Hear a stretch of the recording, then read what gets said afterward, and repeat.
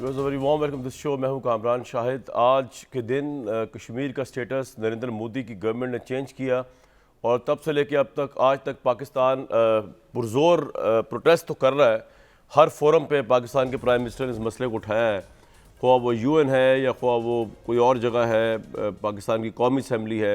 लेकिन प्रॉब्लम ये है कि प्रैक्टिकली इस सिलसिले में अगर हम अपनी फ़ॉरेन पॉलिसी और अपने फ़ॉरेन ऑफिस और अपने फ़ॉरेन मिनिस्टर की परफॉर्मेंस को का तजिया करना चाहें तो हमें कुछ खातिर ख्वाह इसमें बहुत बड़ी कामयाबी होती नज़र नहीं आई। कोई एक भी कंट्री आज की तारीख में भी खड़ी होकर ये नहीं कह रही कि पाकिस्तान का मौक़िफ़ ठीक है, हिंदुस्तान का मौक़िफ़ गलत है। कोई OIC के अंदर नहीं, कोई UN के अंदर नहीं। जो डिप्लोमेसी है वो बेसिकली एक प्रैक्टिकल टास्क है, वो सिर्फ बयानात से नहीं है। वो अच्छी बात है, प्राइम मिनिस्टर ने बड़ी अच्छी स्पीचेस की UN में जाके, वो इस इशू को उठाते हैं, ये बड़ी अच्छी बात है। उनके दिल से उठती है आवाज़ कश्मीर की, ये भी बड़ी अच्छी बात है। लेकिन रियल वर्ल्ड के अंदर इस आइडियलिज्म को छोड़ के देखना ये पड़ता है कि हमारी इस फॉरेन पॉलिसी से, हमारे इस आवाज़ उठाने से, इतने नारे लगाने से दुनिया में क्या असर हुआ। क्या भारत पर दबाव बढ़ा? क्या दुनिया हमारे साथ खड़ी हुई? क्या किसी भी लिहाज से कश्मीर के इस स्टेटस को तब्दील करने के किसी भी हद तक हम करीब पहुँचे, या इवन कोई दबाव डाल सके इंडिया के ऊपर कि वो सोचे इस बारे में, कंसिडर करे कि ये उसने ज़्यादती की है, वो ज़्यादती कर रहा है कश्मीर के ऊपर? ये इसका जवाब जो है वो हौसला अफजा नहीं है। तो इस पर भी ज़रूर बात करेंगे और बाकी के पाकिस्तान के सियासी मामला उस पर बात करेंगे। आज के दिन भी आप देख लें कि गवर्नमेंट और अपोजिशन इवन जो है वो इकट्ठी नज़र नहीं आती कश्मीर के ऊपर। अपोजिशन ने कश्मीर के इलेक्शन में जाके इमरान खान साहब को कश्मीर फरोश के नारे लगाए और इन्होंने जाके कहा जी ये मोदी के यार है, क्योंकि इन्होंने उस पर बात ही नहीं की आज़ाद कश्मीर के इलेक्शन में। प्राइम मिनिस्टर साहब ने जाके कहा। आज अगर एक इकट्ठी वॉक हो जाती है, इकट्ठा प्रोटेस्ट हो जाता गवर्नमेंट और अपोजिशन का, तो मुल्क के अंदर एक इमेज और इम्पैक्ट ज़रूर बिल्टअप होता है। लेकिन हम अपने अंदर ही इतने आपस में लड़ रहे हैं कि एक इतने बड़े नेशनल इशू के ऊपर भी प्राइम मिनिस्टर उस तरफ मुंह खड़े हुए नज़र आते हैं, ऑपोजिशन उस तरफ नज़र आती है। तमाम इशूज़ पर व्यूज़ आज बात करेंगे। बड़े अफसोसनाक मामलात हैं। पाकिस्तान की आज फॉरेन अफेयर्स में क्या पोजीशन रह गई है कि अमेरिका के सदर बात नहीं कर रहे हमारे प्राइम मिनिस्टर से, और हमारे सलामती अमूर के जो मुशीर हैं वो फाइनेंशियल टाइम्स को इंटरव्यू देते हुए दुआइयाँ दे रहे हैं। भाई अगर बात ही नहीं कर रहे थे तो आपको दुआई देने की क्या ज़रूरत है? इससे ज़्यादा हद तक होती है एक मुल्क की। लेकिन बहरहाल ये तमाम चीज़ें और अपोजिशन और गवर्नमेंट से बात करेंगे। उस्मान डार साहब, मोहम्मद ज़ुबैर साहब, चौधरी मंजूर साहब मेरे साथ मौजूद होंगे प्रोग्राम में एक ब्रेक के बाद। तो very warm welcome back to the show. Usman Dar sahab, Mohammad Zubair साहब, चौधरी मंजूर साहब मेरे साथ मौजूद हैं। चौधरी साहब, मैंने इब्तदाइया दिया, पता नहीं आपने सुना कि नहीं सुना। मेरे हिसाब से प्रैक्टिकली हमारी फॉरेन पॉलिसी ठुस हो गई है। ख्वाह वो अमेरिका का मामला हो, कश्मीर का मामला हो, हिंदुस्तान पे दबाव डालने का मामला हो, मुस्लिम ममालिक को साथ लेकर चलने का मामला हो। आप मुझसे एग्री करेंगे या आप डिसएग्री करेंगे, कुछ और ही आर्गूमेंट देंगे आज ख़ास तौर पे कश्मीर के दिन के मौके पे? सर, एक तो आज कश्मीर का यौम स्याह है और आज मोदी ने एनेक्स किया। ये दोनों पार्टियां बड़ी मोहतरम हैं, लेकिन दोनों पार्टियां मोदी को समझने में इन्होंने गलती की।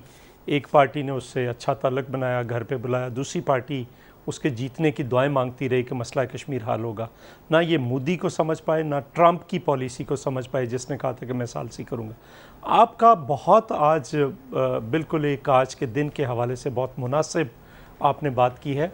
देखिए 4-5 फोरम हैं जी जिन पे देखना पड़ेगा। एक पहली जो डिप्लोमेसी है वो मुझे तो कहीं नज़र नहीं आई, चूँकि उसका मीनिंगफुल डिप्लोमेसी जो है, उसको फायदा नजर आया, कोई प्रैक्टिकल फायदा, टॉक वो मीनिंगफुल जो आपने प्रैक्टिकल फायदे की बात की, उसका मतलब ये है कि कोई मीनिंगफुल जिसका कोई नताइज बरामद हो वो नज़र नहीं आ रहा। नंबर 1 OIC है। हम उसकी जो खारजा पॉलिसी, खारजा वज़राए खारजा की मीटिंग थी, उसमें टेबल नहीं कर पाए रेजोल्यूशन। नंबर 2 UNHRC 47 मेंबर्स हैं, जिसमें से 21 या 22 इस्लामी ममालिक हैं। हमें 17 मेंबर्स चाहिए थे वहाँ पे टेबल करने के लिए, हम हासिल नहीं कर पाए। यूरोपियन पार्लियामेंट, उसके अंदर हम बिल्कुल टेबल क्या, हम नज़दीक भी नहीं जा सके। यूनाइटेड नेशन, हम कुछ भी हासिल नहीं कर पाए। तो एक तो ये मतलब है कि पाकिस्तान की मौजूदा हुकूमत का कोई बयानिया है ही नहीं, और अगर है कोई कि ये क्लेम करते हैं तो उसको दुनिया ने एक्सेप्ट नहीं किया। ये बात हकीकत है और इसको मानकर आगे चलना है। रही बात ये कि यहाँ पे इन्होंने बजाय इसके कि एक यूनिटी पैदा करते, यहाँ पे यूनिटी पैदा करने के बजाय इन्होंने यहाँ की यूनिटी को मज़ीद डिस्टॉर्ट किया, बखेरा। उस दिन जो इत्तेहाद चाहिए था, मरियम नवाज़ को उसी दिन गिरफ़्तार किया जिस दिन रेजोल्यूशन हो रही थी। वज़ीर आज़म कश्मीर के मसले पे जो तमाम जमातों की मीटिंग थी उसमें भी आना उन्होंने गवारा नहीं समझा। इसका मतलब ये है कि उनकी अना कश्मीर के मसले से भी बड़ी अना है। उसी दिन फरियाल तालपुर सब ये एनआरओ नहीं मांग रहे, ये आपके एक्ट्स बता रहे हैं कि बजाय इसके कि आप अगर मरियम नवाज को 10 दिन बाद आप गिरफ्तार कर लेते, हफ्ता बाद गिरफ्तार कर लेते, आपके नजदीक आप एग्री कर रहे हैं इस परसेप्शन से जो मुझे भी नजर आता है being a student of international relations कि रियलिस्ट वर्ल्ड के अंदर हमारे साथ कोई नहीं खड़ा, ख्वाह वो कश्मीर हो या फॉरेन पॉलिसी हो, चॉइस अब ऐसे ही है। आप बातें जितनी मर्जी कर लें, आप बातें जितनी मर्जी कर लें, उसका नतायज कुछ नहीं है। बिल्कुल ठीक। नतायज तो दुनिया में कोई मुल्क हमारे साथ नहीं खड़ा। और इंडिया आज या कल जो सिक्योरिटी काउंसिल की मीटिंग होने जा रही है, नेशनल सिक्योरिटी वो यूएन सिक्योरिटी काउंसिल की, उसको प्रिजाइड करने जा रहा है, बजाय इसके कि इंडिया मुंह छुपाता फिर रहा हो। बिल्कुल ठीक, उसके उलट हो रहा है। बिल्कुल ठीक सर, मेरे साथ ही रहिएगा। 2 साल गुजरने के बाद भी कुछ नहीं हो सका। बिल्कुल ठीक आप कह रहे हैं। जुबैर साहब को मेरी आवाज आ रही है? जी आ रही है जी। अच्छा जुबैर साहब, आप कोशिश कर रहे हैं आपकी वो वीडियो लिंक पे आ जाए, लेकिन इन द मीन टाइम सवाल आपसे बस यही है कि मुझे ये लगा है कि 3 साल में हमारी फॉरेन पॉलिसी जो है उसने प्रैक्टिकल कोई नतीजा नहीं दिया इन टर्म्स ऑफ रियलिज्म। ना हिंदुस्तान पे दबाव बढ़ा, ना कश्मीर को लेकर हम कोई बहुत बड़ी स्ट्रेटजी प्रैक्टिकली बना सके। What's your take on it? एक तो मैं सबसे पहले वो जो रहीमिया खान ने मंदिर को जिस तरह से जलाया और वेंडलिज्म शो की गई है, मेरा ख्याल है उसको कंडेम करना बहुत जरूरी है। बिल्कुल कंडेम करना चाहिए, सही बात। क्योंकि ये इतनी शर्मनाक बात है और फिर हम बड़ी बड़ी बातें करते हैं, तो एक तो वो बड़ा जरूरी था, मैं उसमें और डिटेल में नहीं जाऊंगा। बट ये coming back to the foreign policy, मेरा ख्याल है जो सबसे बड़ा मसला है, और ये किसी इस हुकूमत के हवाले से नहीं है, ये हमारा जो एलीट है ना, जिसमें हम सब शामिल हैं, ये अजीब हमारी मंतक है कि फॉरेन पॉलिसी अच्छी वो है जिसमें आप सबसे रिलेशन खराब करके बैठे। ठीक है ना, आप अगर एनर्जी मिनिस्टर बनते हैं तो आपको कोई जवाब देना होता है ना 2 साल या 3 साल के बाद अवाम को कि जी मैंने ये अच्छा किया। अगर आप कोई भी मिनिस्टर बनते हैं, यहाँ फॉरेन मिनिस्टर अगर कोई बनता है तो उससे जब हम पूछते हैं कि भाई आपने 3 साल में क्या किया है, पहले 2 हमसाया ममालिक के साथ बहुत खराब रिलेशन थे, अब 4 के साथ खराब हो गए। तो वो इसको हम सब एलीट, मैं और आप भी शामिल हैं इसमें, हम इसको फखर से देखते हैं कि जी वो शाह महमूद ने क्या सुनाई है, वो देखें जी इमरान खान ने क्या सुना दी, उसको ठीक कर दिया, फिट कर दिया। आई थिंक ये इतना बड़ा एक मसला है पाकिस्तानी अवाम के लिए और ये पढ़े लिखे लोगों के लिए। Foreign policy is a tool that has to be used towards economic development, और अगर आपके खित्ते में हर एक के साथ खराब रिलेशन है तो इसमें फखर की बात नहीं है। वो जी हमने मोदी को ऐसे फिट कर दिया, हमने अब्दुल गनी को ऐसे फिट कर दिया, हमने वो चाइना को भगा दिया यहाँ से सीपैक के चक्कर में, ईरान के साथ हमने ये कर दिया। I think we need to revisit our own thinking first, कि हमारा सवाल ये होना चाहिए, कोई भी हुकूमत आए, कोई भी फॉरेन मिनिस्टर हो, कि आप इम्प्रूवमेंट दिखाएं, आप वर्किंग रिलेशनशिप इम्प्रूव करते हुए दिखाएं। ये मुझे नहीं देखना कि शाह महमूद कुरैशी खड़े होकर मुल्तान में मैंने जो आपने तकरीर सुनी थी मैंने कैसी सुनाई इंडिया को, मैंने अफगानिस्तान को कैसे सुनाई है, मैंने ईरान को। भाई if this is what you are supposed to achieve, तो फिर फॉरेन ऑफिस को तो बंद कर देना चाहिए। बिल्कुल फॉरेन, और मैं इसका एंड सिर्फ ये कर दूं कि आज की जो थ्योरी है, इकोनॉमिक थ्योरी, वो बड़ी क्लियर है। Region grow economically, one country exceptionally ऊपर से हटके नहीं ग्रो कर सकती। अगर आपके चारों नेबर्स के साथ खराब रिलेशनशिप है तो सवाल हमें ये करना चाहिए आपने किया क्या ठीक करने के लिए। बिल्कुल ठीक आप है तो जी, जहां से चले थे उससे खराब। आप मेरे साथ ही रहिएगा जुबैर साहब, क्योंकि अभी आप जब तक होता नहीं आप मेरे साथ ऑडियो पे रहिएगा। डार साहब को मेरी आवाज़ आ रही है? अल्हम्दुलिल्लाह डार साहब भी ऑडियो पे, बारिश बड़ी हो रही है इस्लामाबाद में। जी डार साहब आवाज़ आ रही है? डार साहब मुझे आपकी शक्ल को तरह का सिर्फ चौधरी साहब का चेहरा, जो रोशन चेहरा विजुअली नज़र आ रहा है, या मेरा, बाकी सब टेलीफोन पे है। डार साहब सवाल ये है कि मैं आपसे दरख्वास्त 2 करूंगा। एक तो नंबर 1, आपने इन्होंने क्या क्या गंद किया बकौल आपके, पीपल्स पार्टी और नून लीग के बकौल आपके, वो ना जवाब दीजिएगा, वो ये खुद इनसे मैं सवाल पूछ लूँगा। दूसरा मुझे ये बताइए, प्रैक्टिकली आज ना गवर्नमेंट ऑपोजिशन एक उसमें खड़ी हुई, आपकी जिम्मेदारी थी कश्मीर के इशू के ऊपर, ना OIC हमारे साथ खड़ी हुई है, ना अमेरिका हमारे साथ है, ना UN हमारे साथ है। प्रैक्टिकली क्या किया हमने? देखिए जी, सबसे पहले तो मैं कश्मीर ऐसे अजीम लोगों को हिरासत तस्लीम पेश करना चाहते हैं, उनकी बात की खूबसूरत को आज 2 साल हो गए हैं और वो डटे हुए हैं और पिछले 70-72 सालों से डटे हैं और इस जबर का मुकाबला कर रहे हैं। उन्हें जितना भी हिरासत तस्लीम पेश किया जाए काम है। अभी मैं जुबैर साहब को सुन रहा था और फॉरेन पॉलिसी पे बात कर रहे थे, चले वो एडमिट भी कर रहे हैं ये शामिल हैं, क्योंकि इनकी हुकूमत में तो 4 साल वज़ीर खारजा ही नहीं था ना। तो मैं तो समझता हूँ जो विरसे में इन्होंने हमें दिया और जिस तरह ये डिसकनेक्टेड थे इंटरनेशनली ग्लोबली, जिस हुकूमत का वज़ीर खारजा ही नहीं होगा तो उसमें क्या फॉरेन पॉलिसी देनी थी। सरताज अजीज थे ना इनके मुशीर जो थे खारजा के सलामती के जो, वो तो आखिर में जब ये मियां साहब हटे हैं तो फिर इन्होंने लगाया था अपने एक नहीं शुरू से रहे, शुरू से पूरे 5 साल रहे हैं। बहरहाल चले आप कंटिन्यू कर, मैंने कहा था इनका जवाब ना दें, अपना बता दें प्लीज डार भाई। लेकिन देखें अपना ये है, ये जो मैं सुन भी रहा था इन्हें, हम जितनी क्लैरिटी से कश्मीर के ऊपर एक पोजीशन स्टैंड लेके हिंदुस्तान के लिए तो खड़े हैं ना, जब तक ये यकतरफा फैसला हिंदुस्तान 5 अगस्त का वापस नहीं लेता इनसे कोई बातचीत नहीं हो सकती। अब आज इंटरनेशनल फोरम में पाकिस्तान ने किया क्या, मैं समझती डिप्लोमेटिक सतह के ऊपर 3 दफा सलामती काउंसिल में बहस करवाई जा चुकी है, 3 दफा इस इशू को। डार साहब प्रैक्टिकली क्या हुआ है, डिबेटिंग क्लब बना दिया ना कश्मीर इशू भी आपने। इंटरनेशनल मीडिया को इन्वॉल्व करने में, ह्यूमन राइट्स ऑर्गेनाइजेशंस को इंटरनेशनल, कौन सा मीडिया इन्वॉल्व हुआ जी इंटरनेशनल में, OIC के लिए करने में, जितने भी मामला हैं हुकूमत हद तक जा सकती थी, जिस फोरम जा सकती थी, आलमी सतह के ऊपर भी आवाज बुलंद की गई। मैं आप तीनों से पूछता हूँ जी, अक़वाम मुत्तहिदा की करारदादों की जो धज्जियां बखेरी गई और हम इस बात पे खड़े हैं कि आलमी जो फैसले किए गए थे अक़वाम मुत्तहिदा की जो भी करारदादों की रोशनी में कश्मीर का इशू सेटल होना चाहिए, क्या वो आपको इतने बड़े अदारे इस मामले में बेबस नजर नहीं आ रहे? अभी अमेरिका की बात की जा रही थी या बात की जा रही थी अफगानिस्तान को लेके, आज क्यों जो बाइडेन अगर हम बात कर रहे हैं जी टेलीफोन कॉल नहीं आ रही। डार साहब हम नजर आ रहे हैं बेबस, जी हम बेबस नजर आ रहे हैं ना। अमेरिकन प्रेसिडेंट हमारा टेलीफोन सुन लेना जी। आज अगर अमेरिकन या जो बाइडेन आपके प्राइम मिनिस्टर से राब्ता नहीं कर रहा, उन्हें पता है प्राइम मिनिस्टर इमरान खान ने जहां अफगानिस्तान का मसला डिस्कस करना है वहां कश्मीर भी डिस्कस किया जाएगा। और उसके लिए अमेरिका ये आपने बताया यार, ये तो वैसे बड़ी, तो ये लास्ट जो प्रेसिडेंट था ट्रंप, उसने तो इनको ट्रॉफी दे दी थी कश्मीर की मुसाइलत की। ये तो आपने बड़ी मजेदार बात की है कि वाकई चौधरी साहब को जुबैर साहब का हंसना बनता है इस पे। मेरी बात तो सुन लेना मेरी जान। देखिए सर आप ही की बात सुन रहे हैं मेरी जान, आप ही की बात सुन रहे हैं, आपने बड़ा मजा दिया इस बात से। जी देखिए मेरी बात सुने, अभी हमें हंसने का तो हक देना, पाकिस्तान को वो चाहते हंसने तो देना, में अपना रोल प्ले करे। डार साहब की शक्ल भी आ गई जी माशाल्लाह, बताएं कि पाकिस्तान अफगानिस्तान में अपना रोल प्ले करे। जी मैं ये कहता हूं कि जब वो ये चाहते हैं तो उन्हें पता है पाकिस्तान ने कश्मीर के इशू को भी साथ डिस्कस करना है, तो वो भागता फिर रहा है जो बाइडेन, आवाज भी उठानी है और वो क्लैरिटी है हमें इस पे। अपोजिशन मुस्कुराए, अपोजिशन हंसे। मैं ये कहना चाहता हूं कि हमारी हुकूमत, प्राइम मिनिस्टर इमरान खान आज भी कमिटेड है कश्मीरियों को लेके। डार साहब मेरी बात सुने, कहना कि शायद डार साहब मैं आपकी, डार साहब मेरी बात सुने मेरे भाई, आप तक तो आपकी वीडियो भी आ गई, अच्छा लग रहा है आपको, देख रहा हूं मैं आपकी हर बात से शायद एग्री कर सकूं, लेकिन ये जो आपने बात बताई है ना कि वो जो बाइडेन जो है वो फोन इसलिए नहीं कर रहा कि वो इमरान खान से घबरा रहा है कि वो इमरान खान कश्मीर में बात करेंगे और वो जो बाइडेन के पास जवाब नहीं होगा।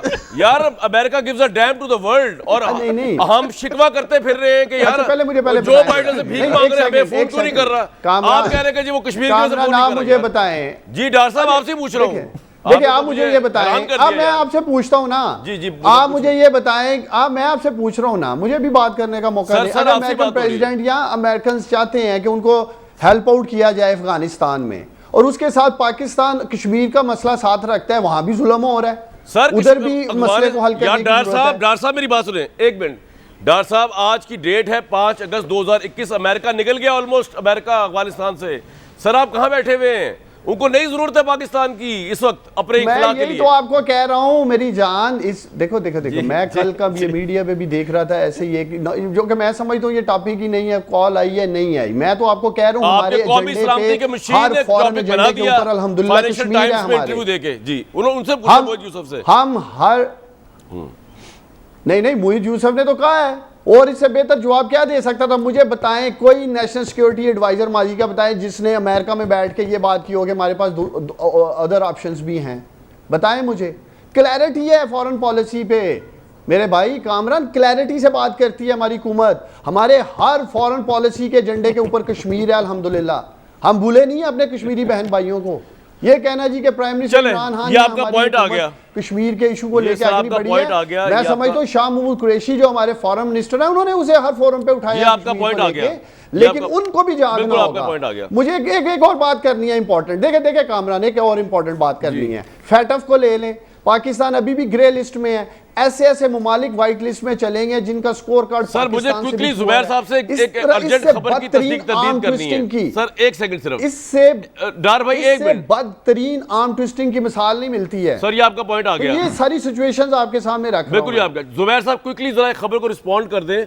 मुख्तलिफ जगहों पे खबर गर्दिश कर रही है कि नवाज शरीफ साहब का वीजा कैंसिल कर दिया गया है। Are you aware of it?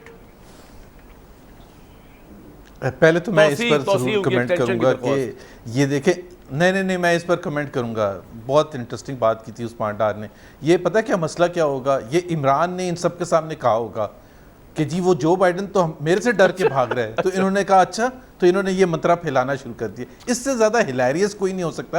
ये प्राइम मिनिस्टर साहब को कहते हैं सर वो जो बाइडन मुझे किसी ने नहीं कहा, मैं मैं अव्वल कह रहा हूं, जुबैर साहब बोले ना यार, डार भाई क्योंकि मैं समझता हूं मेरे लीडर ने कश्मीर की बात करनी है। सर एक मिनट, जुबैर साहब जरा डाइजेस्ट करे मेरी हाँ, बात तो इसलिए वो डर गया ना बाइडन।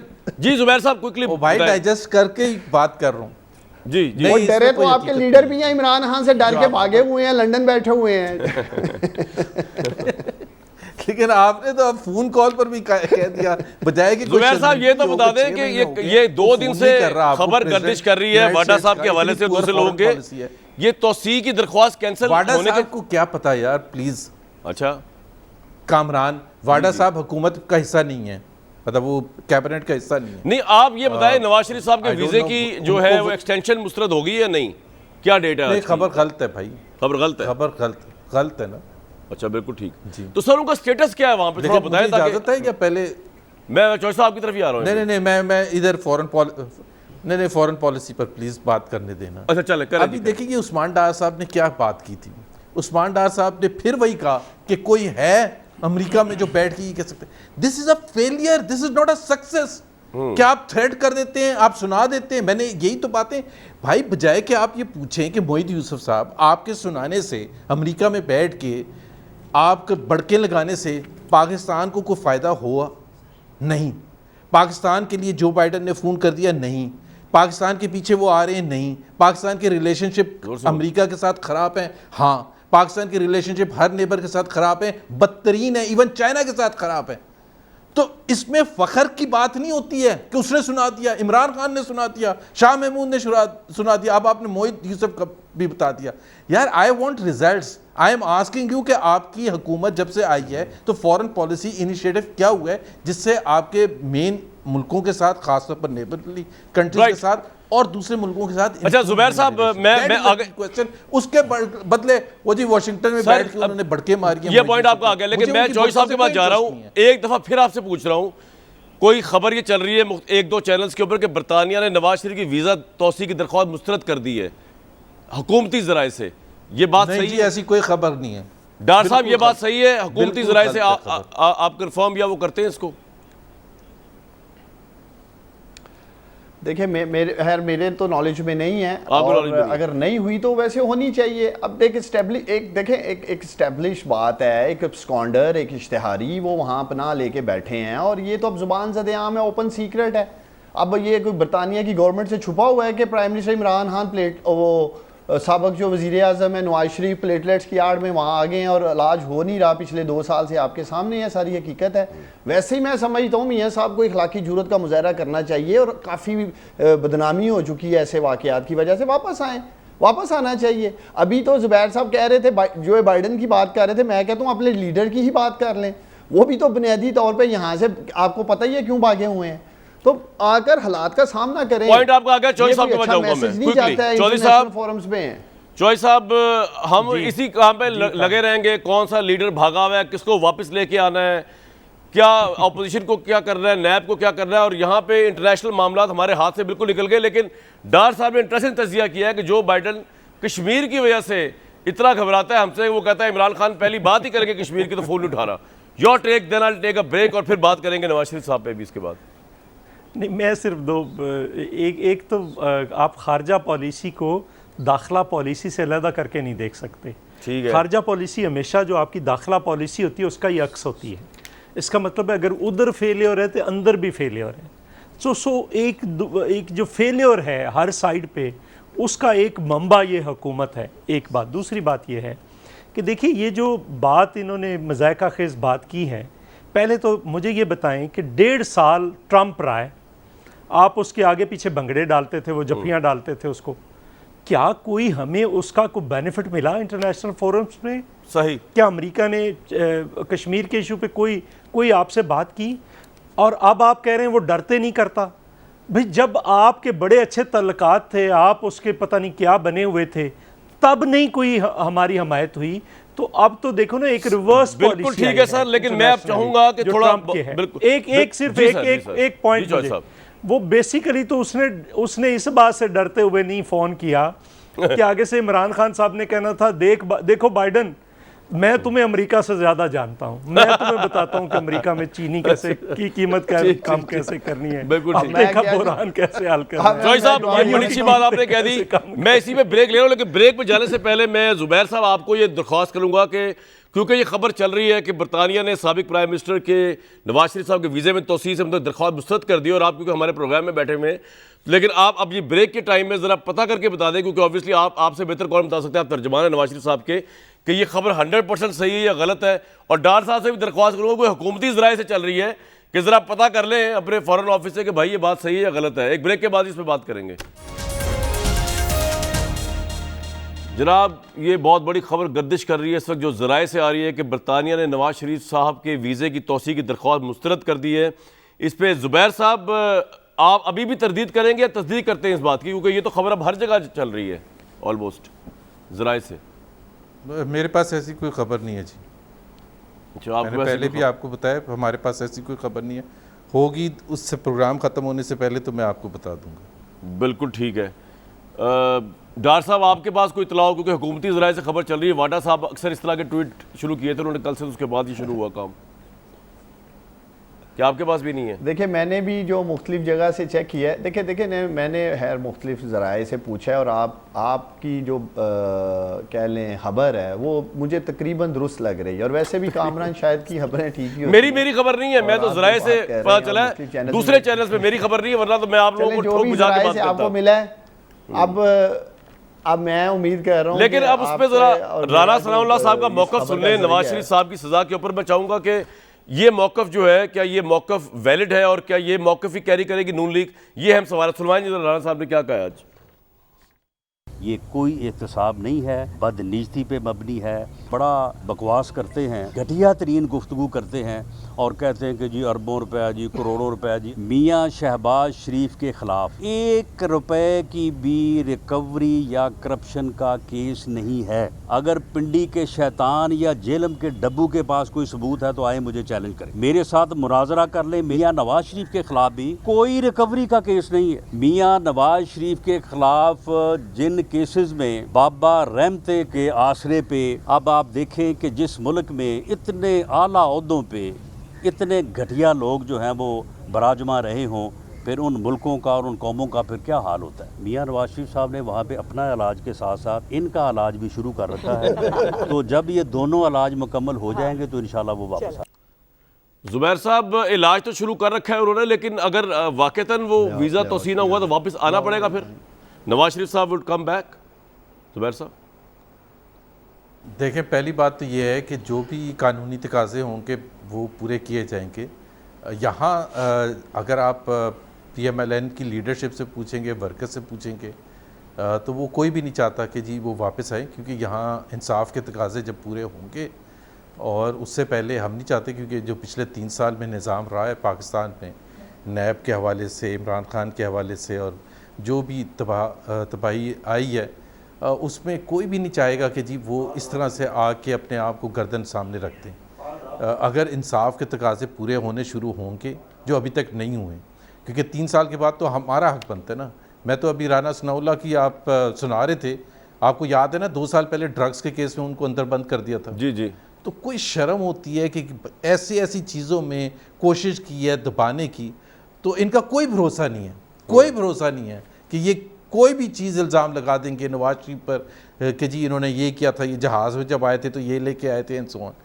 तो हमें इमरान खान या यहाँ की इसकी हुकूमत और नैब से जब इंसाफ की तवक्को होगी तो मियाँ नवाज शरीफ वापस आ जाएंगे। राइट चौधरी साहब, आप क्या मशवरा देंगे मौजूदा सिनेरियो में जब कोई खबरें गर्दिश कर रही हैं कि मियाँ साहब का जो एक्सटेंशन ऑफ स्टे है वो रिजेक्ट कर दिया गया, और ये खबर क्योंकि पहली दफ़ा आई है और मुझे लग रहा है कि खबर शायद सही हो, मुझे I am not confirmed about it, लेकिन आपको पता है इस तरह की खबर इससे पहले कभी आई नहीं, तो ये नहीं कि कोई खबर बिल्ट कर दी जाती है। इस तरह की खबर है, कोई धुआं है तो आग कहीं लगी हुई है तो धुआं उठ रहा है। तो आपके ख्याल में इस मौजूदा सिनेरियो में अगर बरतानिया उनको वीज़े की तौसी की दरख्वास्त मुस्तरद करता है और नवाज शरीफ साहब मजबूरन आते हैं, तो क्या ये ज़्यादा बुरा टेस्ट नहीं जाएगा बजाय इसके कि वो अब फैसला कर लें? What's your take? या आप समझते हैं ज़ुबैर साहब ठीक कह रहे हैं, राना सनाउल्लाह, कि एहतसाब के नाम पे ज़्यादती हो रही है तो उनको अपनी गर्दन नहीं पेश करनी चाहिए इधर आके? चौधरी साहब। नहीं, एक तो मैं इस पे कोई तबसरा क्या करूं, हम जब तबसरा करते हैं तो हमारे दोस्त जो हैं वो नाराज़ हो जाते हैं हमसे, खुल के और करें। फिर इसी बुनियाद पर पीडीएम टूटी है। और फिर सारा एक जावेद चौधरी ने कुछ दिनों पहले आर्टिकल लिखा था इसी पे ही, और वो बड़ा इम्पोर्टेंट था। उन्होंने यही बातें की थी, लेकिन देखो फैसला उन्होंने करना है, ख़ुद करना है, अपनी पॉलिटिक्स का, अपनी सारी चीज़ों का फ़ैसला ख़ुद करना है कि उन्होंने कब वापस आना है नहीं आना है। उसमें हम कोई क्या उनको मशवरा दे सकते हैं। लेकिन बहरहाल ये तारीख के अंदर नहीं चौधरी साहब, ये आप एग्री करते हैं जो नून लीग कह रही है कि नवाज शरीफ साहब को अपनी गर्दन पेश नहीं करनी चाहिए, ज्यादती हो रही है उनके साथ? ये सवाल है मेरा। नहीं, एहतसाब तो बिल्कुल, एहतसाब तो वन साइडेड है। आज देखिए ना, 715-16 दिन हो गए हैं खुर्शीद शाह साहब को गिरफ्तार हुए, और रेफरेंस फिर नए सिरे से दाखिल हो रहा है। 44 एविडेंस थी, उसमें से 4 हुई हैं, और अब वो 4 भी दोबारा होंगी, और बेल जो है वो हाई कोर्ट भी रिजेक्ट कर रहा है, उनको को बेल दे नहीं रहा। तो ये एहतसाब तो नहीं है। आप देखिए इनको क्लीन चिट्स मिल रही हैं, आप मालम जबा में क्लीन चिट है, चीनी में क्लीन चिट है, आटे में क्लीन चिट है, पेट्रोल पे क्लीन चिट है, बिजली के अंदर जो जितने हैं हॉट मनी पे क्लीन चिट है। ये हर कोई 400-500 अरब रुपए का हर एक जो है ये घोटाला है।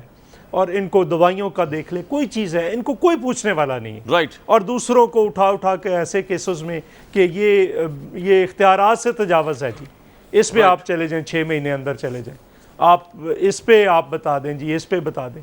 तो ये एहतसाब नाम की तो कोई चीज़ नहीं सर, ये पॉइंट आ गया लेकिन आपका। बहरहाल जुल्फ़िकार अली भुट्टो सिर्फ एक बात करनी, जुल्फ़िकार अली भुट्टो शहीद के सामने भी रास्ता था, उन्हें पता था इंसाफ नहीं है मेरे साथ, वो बाहर जा सकते थे, सारी दुनिया उनको बुला रही थी, लेकिन उन्होंने कहा मैं इस धरती का बेटा हूं, जिंदा रहा तो यहाँ पे, मरूंगा तो यहाँ पे। इसीलिए वो आज भी जिंदा है। मार तो दिया उन्होंने, कत्ल तो कर दिया, लेकिन ये दूसरी तरफ भी देखने की आप चाह रहे हैं कि एक और इस तरह का हादसा हो सियासी? ये 35 साल ये नहीं, मैं नहीं चाहता, हम तो चाहते हैं कि ऐसा ना हो, लेकिन ये जो पीटीआई की हुकूमत है ये आमरों की बात कभी नहीं करेंगे, ये सिर्फ जमहूरी हुकूमतों की बात करेंगे कि उन्होंने मुल्क तबाह कर दिया, ये कभी आमरों की बात नहीं करेंगे। चौधरी साहब, आपका पॉइंट आ गया, लेकिन आप जानते हैं कि भुट्टो साहब की जो फांसी हुई थी वो मार्शल का रजीम था, मुबैना तौर पे कैंगरू कोर्ट्स थे, मौलवी मुश्ताक हुसैन साहब जैसे जजेस थे, आप जानते हैं वो कितने मुतकब्बिर और किस तरह के वो आदमी थे, और ज़ियाउल हक था। यहाँ पे ऐसा कोई ज़ियाउल हक नहीं है, यहाँ पर ऐसा कोई आर्मी का इन्फ्लुएंस या तो साबित करेंगे ये, वरना कोई मार्शल सोच मौजूद है। मसला प्रॉब्लम इस मुल्क का ये है कि ज़ियाउल हक नहीं है, लेकिन ज़ियाउल हक की सोच और वो सारा कुछ मौजूद है। चलिए, ये आपका पॉइंट। डॉक्टर साहब, ज़ियाउल हक साहब की सोच के आप क्योंकि पैरोकार हैं, इसलिए ज़ुबैर साहब कह रहे हैं कि हम गर्दन पेश नहीं कर सकते नवाज शरीफ साहब की। आपको कुछ थोड़ा वेटेज लगता है आपको कि आपने जिस तरह अपोजिशन को राना सनाउल्लाह साहब पे से लेके खाकान अब्बासी तक ज्यादतियाँ की, कौन एतबार करेगा आपके इंसाफ पे और एहतसाब पे? डॉक्टर साहब देखिए, मैं राना सनाउल्लाह का क्लिप सुन रहा था, इनसे ये पूछने वाली बात है कि आज तक अपने दफा में इन्होंने दिया क्या है। अगर मियाँ साहब की बात कर लेते हैं, चलिए, एक कतरी खत, एक जेली ट्रस्ट डीड, कैलबरी फंड, वो कह रहे रिकवरी का कोई केस नवाज शरीफ साहब पे नहीं है। What would you like to say to that? ये किसका पॉइंट? रिकवरी का कोई केस नवाज शरीफ साहब पे नहीं है। किस चीज का पॉइंट है? राणा साहब ने कहा रिकवरी का कोई केस नवाज शरीफ साहब पे रिकवरी का केस जी। देखिए, इनसे पहले ये पूछने वाली बात है कि पाकिस्तान के अदारे, अदालतें हों, जो भी अदारों के ऊपर ये जहर उगलते हैं, इनके बारे में एक राय कायम कर लें।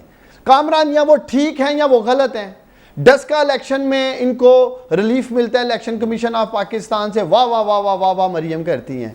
और उसी सियालकोट से शिकस्त होती है। PP 38 में तो उंगलियां उठा देते हैं, इलेक्शन धांधली होगी, लूट लिया और सब कुछ हो गया। इसी तरह इन्हीं अदालतों से इन्हें रिलीफ मिल रहा है।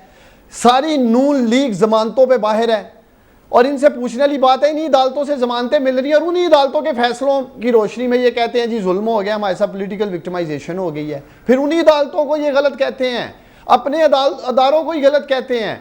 मकसद इलेक्शन वो फेयर है जो ये जीते, अदारे वो ठीक काम कर रहे हैं जिनसे इनको रिलीफ मिले।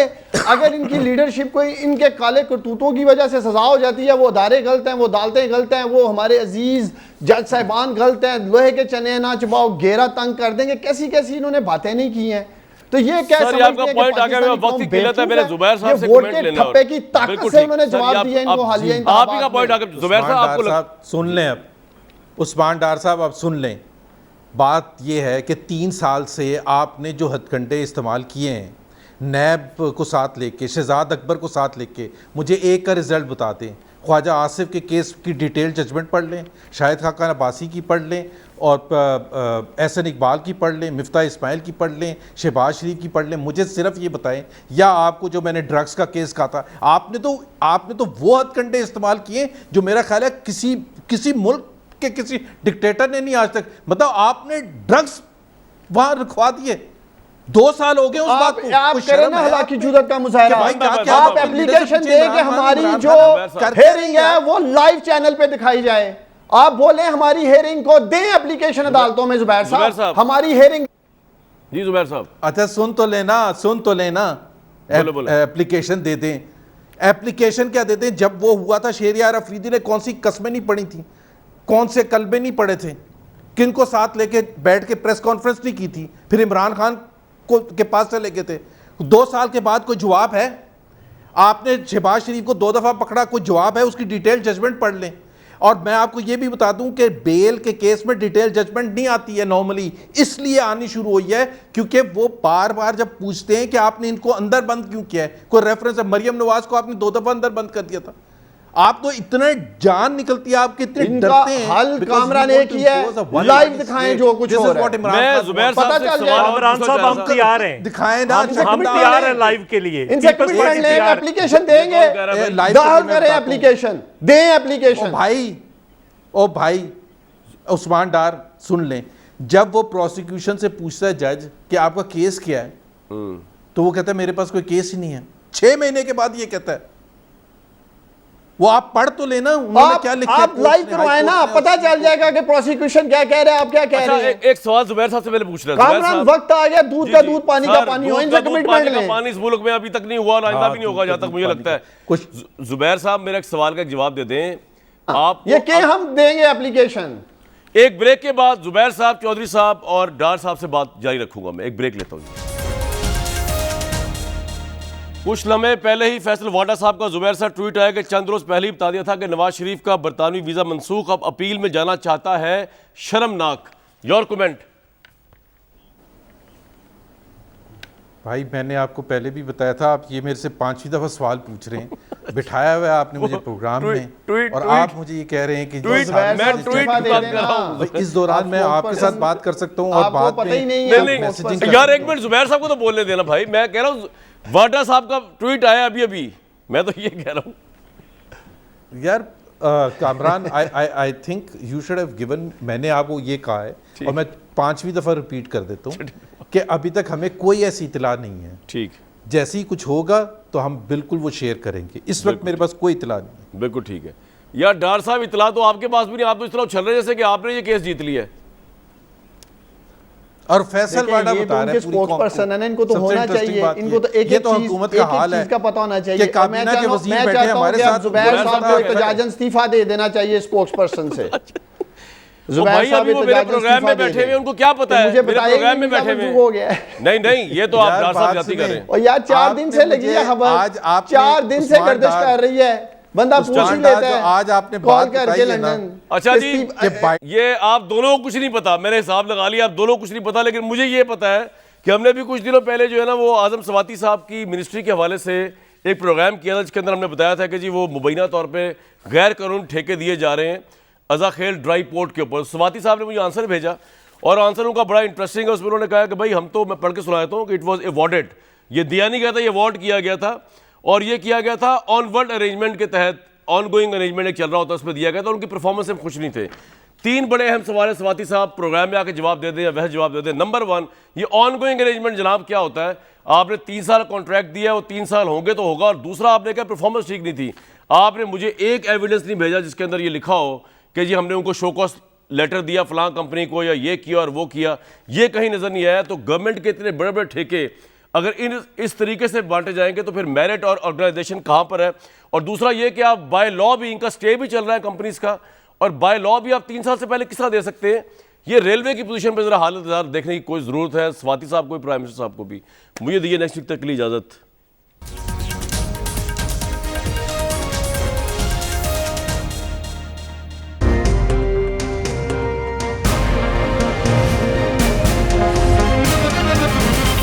दुनिया खबर की दुनिया।